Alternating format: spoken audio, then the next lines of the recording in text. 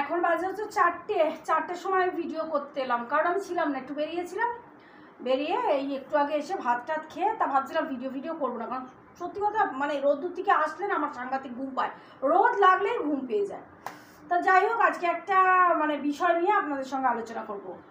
বিষয়টা হচ্ছে এই যে আমি সবসময় বলি না আমি কি ব্যস্ত, তারপরে কি বলি যে আমি সময় পাই না। সেটাই আজকে আপনাদের সঙ্গে শেয়ার করব যে আমার ব্যস্ততাটা কীরকম ধরনের ব্যস্ততা, আর কীরকম ধরনের আমি সময় পাই না, বা কীরকম ধরনের আমার এই মানে কর্মজীবনটা কেমন হয়ে গেছে আর কি, মানে লাইফস্টাইলটা কেমন হয়ে গেছে। আমার আগে লাইফস্টাইল কেমন ছিল জানেন, যখন আমি মানে এই বাড়িটায় আসিনি, এই নতুন বাড়িটা প্রায় 3 বছর ওভার হয়ে গেল আমি এসেছি, মানে শ্বশুরমশাই বাড়ি করে দেওয়ার পরে 1.5 বছর পর আমি এই বাড়িটায় এসেছি। আমি প্রথমে তো আসতে চাইনি, আপনারা অনেক জানো, ওসব কথায় যাচ্ছি না, বাদ দিন। তা সেটাই বলার যে আজকে একটা গল্প বলতে কি মানে কিভাবে মানে আমাদের এই বাড়িতে আসার পরে আমার লাইফস্টাইলটা কীরকম হয়ে গেল, বা আমি কিসে এত ব্যস্ত হয়ে গেলাম, মানে ব্যস্ততাটা কোথা দিয়ে স্টার্ট হলো। আগে আমার লাইফস্টাইল কেমন ছিল, শুধু ছেলের পড়াশোনা, সংসার, ছেলে ভাড়া বাড়িতে আমাদের একটাই রুম ছিল, ভাড়া বাড়িতে যেরকম হয় একটাই কলপার, সেখানেই বাসন মাজা, সেখানেই সব কিছু, বাথরুমে স্নান, এরকম যেরকম মধ্যবিত্ত জীবন হয় সেরকমই। তা সেই সব আমাকে সকাল করে নিতে হতো, কারণ পরপর লাইন পড়তো। তা করার পরে তারপরেই আমি চলে আসতাম সোজা ছেলেকে, আমার সব কিছু হয়ে গেলে একদিকে রান্না হতো, একদিকে ছেলেকে রেয়াজ করাতে বসাতাম গানের। তা ছেলের পাশে না বসলে ছেলে রেয়াজে বসবে না, সেই কাজটা ছিল। তারপরেই রেয়াজ থেকে উঠে ছেলেকে টিফিন খাইয়ে ওর বাবা অফিসে বেরিয়ে যেত, খেয়ে যেত, নিয়ে যেত, ওর বাবার রান্না হয়ে গেল, এদিকে ছেলেরও গান হয়ে গেল। তারপরে ছেলেকে পড়তে বসানো, টিফিন খাইয়ে ছেলেকে পড়তে বসানো, ছেলেকে পড়তে বসিয়ে আমার সেলাই, মানে আমার যেহেতু টেলার্স ছিল বাড়ির মধ্যেই, আমার অর্ডারি কাজ হতো, মানে ব্লাউজ চুড়িদার আমার অর্ডার থাকতো, যা ছেলেকে পড়াতে সেই সব কিছুটা সেরে নিতাম। নেওয়ার পর ছেলেকে রেডি করিয়ে ছেলেকে স্কুল নিয়ে যাওয়া, আপ টু ক্লাস 10 অবধি আমি ছেলেকে স্কুল দিয়ে আসা মানে 4 টাইম দিয়ে এসে বাড়ি এসে সেলাই করে আবার আমি নিজে টিউশন পড়াতাম। আমি আমার ছেলের ওই ইংলিশ মিডিয়ামেরই একটা স্টুডেন্টকে পড়াতাম, সে মর্নিংয়ে ছিল, সে আমার কাছে বেলায় পড়তে আসতো 12টা থেকে, তাকে একদিকে পড়ানো, তারপরে একদিকে আমার সেলাই চলবে, এইরকম আমার জীবনটা ছিল।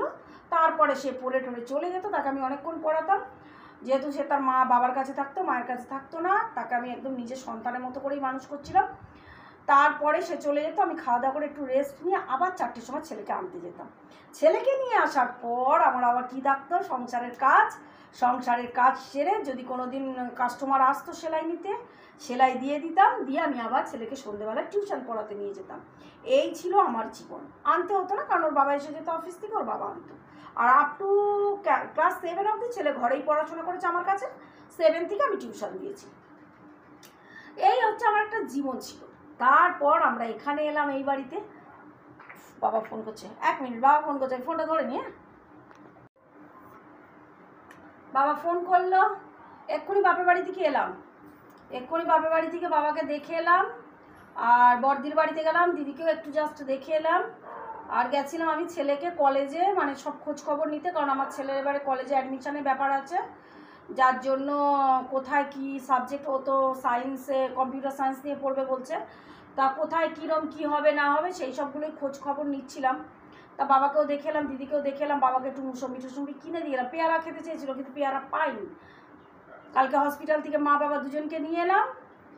আর এখন বাবা বলছে, কালকে বাবার একটু ইউরিনে ব্লাড এসে গেছিলো ক্যাথিটারে, তা ওটা এমার্জেন্সিতে দেখিয়ে ওষুধ নিয়ে এসেছিলাম। তা কালকে তো বাবাকে বলেছিল ইউরিনারি ডিপার্টমেন্টে দেখাতে, তা আমি কালকে দেখাইনি, দেরি হয়ে যাচ্ছে, মাকে নিয়ে গেছি, মা অসুস্থ হয়ে যাচ্ছে, তা কালকে নিয়ে এসেছিলাম। তা এখন বাবা আবার ফোন করলো করে বলছে যে ইউরিন মনে হচ্ছে আবার আটকে গেছে, কষ্ট পাচ্ছি, তুই তাড়াতাড়ি আয়, হসপিটালে নিয়ে যেতে হবে। মানে বুঝতে পারছেন আমার ব্যস্ততাটা কোথায়। তাই এই ব্যস্ততাটা আমি বলতে চাইছিলাম না, আমি একটা গল্প বলতে আপনাদের চেয়েছিলাম, যে যেটা গল্পটা বললাম ওটা হচ্ছে আমার ভাড়া বাড়ির আমার রুটিনটা বললাম, যে সকাল থেকে আমার কি রুটিন থাকতো ওখানে একদম মর্নিং থেকে, কারণ বড় 8টার মধ্যে 8:30টার মধ্যে কাজে যাবে, ছেলে যাবে 10:30টার মধ্যে স্কুল, এই আমি রুটিনটা শুরু করেছিলাম। রাত্রের রুটিনটা বললাম না, আর রাত্রের রুটিনটা বলার দরকার নেই।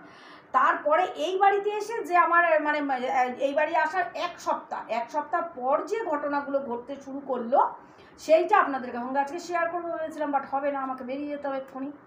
তা সেই গল্পটাই ইন্টারেস্টিং, কারণ আমি 1 সপ্তাহ হয়েছে আমি এই বাড়িতে এসেছি, আসার পর একটার পর একটা মৃত্যু দেখেছি 1 সপ্তাহ পরে। মানে এমন মৃত্যু, যে মৃত্যুগুলো আমার খুব কাছের মানুষগুলো আমাকে ছেড়ে চলে গেছে, এবং যেগুলো অস্বাভাবিক, যেগুলো খুব অস্বাভাবিক, এবং সেই মৃত্যুগুলো সবকটা স্বাভাবিক নয়, খুব রেয়ার। এক হয়তো আমার শ্বশুরের মৃত্যুটা স্বাভাবিক, আদার্সগুলো স্বাভাবিক ছিল না। তো সেগুলো সবই ফেস করতে হয়েছে।